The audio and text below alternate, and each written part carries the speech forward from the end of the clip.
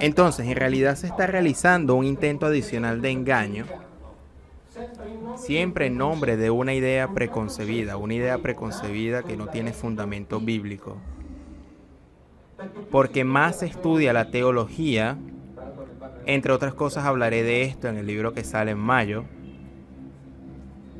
Cuanto más se estudia la teología, cuanto más se estudian los sofismas de los padres de la iglesia, más nos damos cuenta de que como la teología está muy lejos de los libros, de los cuales pretenden inspirarse. Es decir, la teología se describe muy a menudo como si la Biblia no existiera. Es decir, toma las ideas de la Biblia, pero escriben como si la Biblia ya no existiese. No importa. Está escrito así. No, eso es alegoría. Eso es metáfora. Pero si me has dicho que son todos estos alegorías y metáforas, ¿por qué no lo abandonamos completamente? Tomemos Caperucita Roja que haga de Tex Wheeler. Cuando combate contra Mephisto, añadimos la historia de que la lucha entre el bien y el mal y construimos todo lo que queramos. Solo hay viajar libres como hacen ellos. Después escribimos. Veamos, después continúo, recordarme. Habíamos dicho que los misterios los envolvieron en una oscuridad tan densa que no era posible ver fácilmente los hechos realmente ocurridos. Yo me di cuenta hace ya 9 años que estoy haciendo esto, no lo puedo llamar trabajo porque no me atrevo a llamarlo trabajo, los trabajos son otros. Ocurre justo esto, que la gente se revela y le dicen, no, la verdad es esta. No, le han escondido también que ya no es posible ver los hechos realmente ocurridos. El San Juanitón, 1200 a.C., encontrándose con ciertos libros secretos que hasta entonces habían estado escondidos en el templo de Amón, se dedicó a su estudio para comprender todas aquellas cosas que no a todos les era dado a conocer.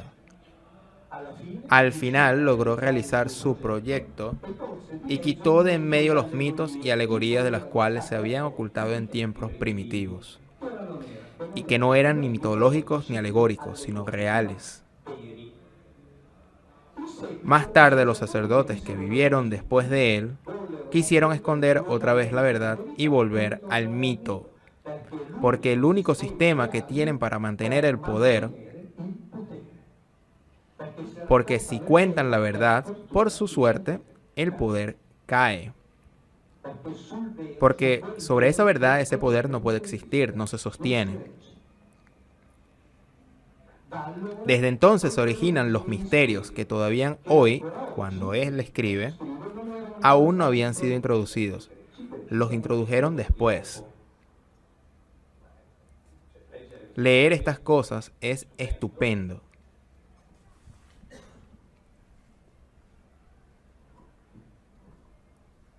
Veamos.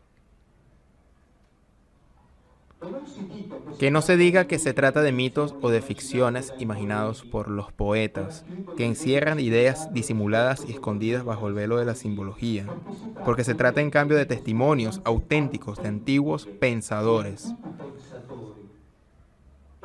Ellos incluyen los relatos más antiguos de todos los poetas prosistas,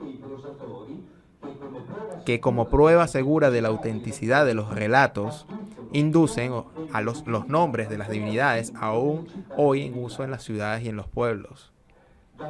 De sus testimonios resulta que entre los antiguos, los primeros que dieron una adaptación orgánica de la doctrina sobre los dioses, no recurrieron absolutamente a las interpretaciones imaginativas derivadas de la naturaleza, ni interpretaron alegóricamente los misterios sobre los dioses, sino que, por el contrario, teniéndose solamente el sentido literal, respetaron rigurosamente la verdad de la historia.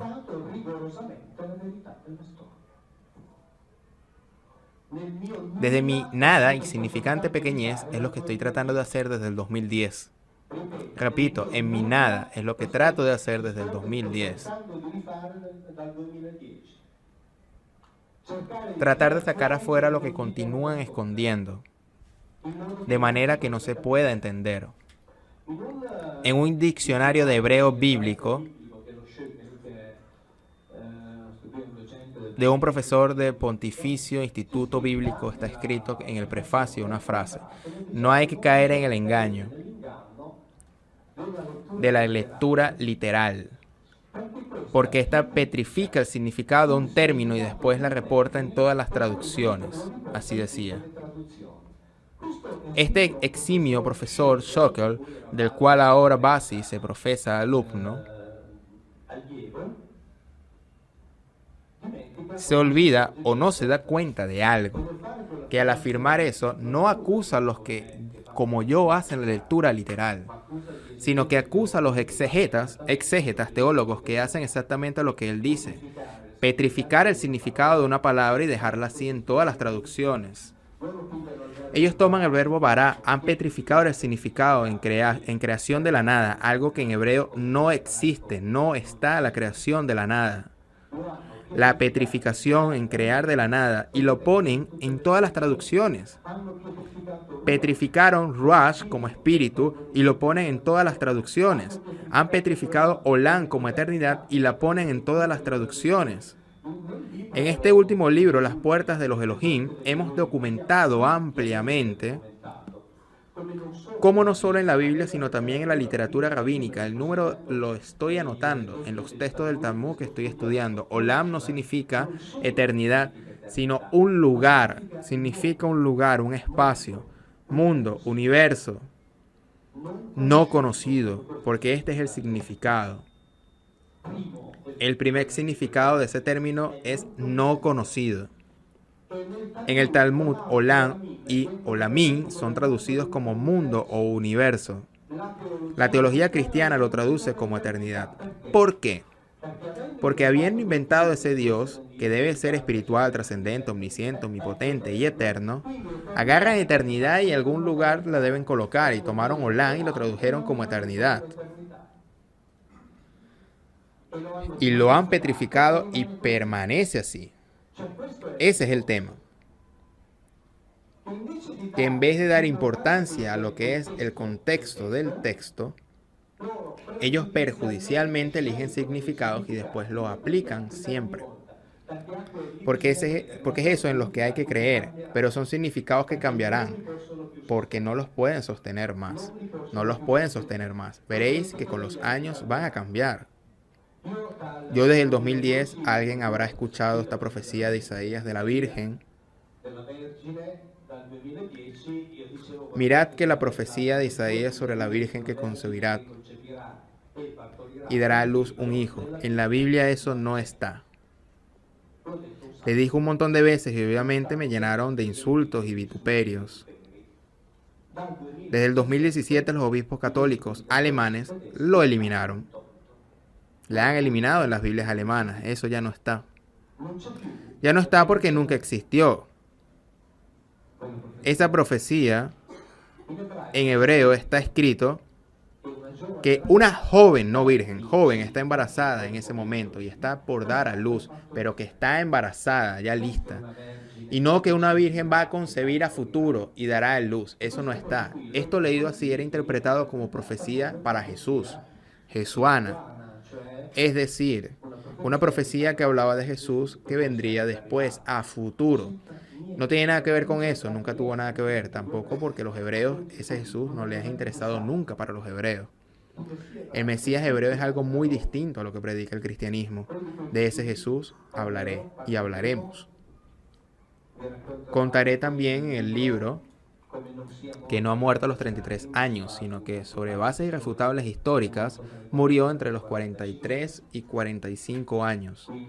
Por tanto, estuvo un montón de años sin hacer nada cuando se dio cuenta que la gente no lo seguía. Abandonó todo, se retiró, estuvo tal vez 8, 9, 10 años parado, después en cierto momento volvió a empezar. Entonces nos acordaremos de toda la simbología construida sobre el 33 años de Cristo, que deben cambiar también esto.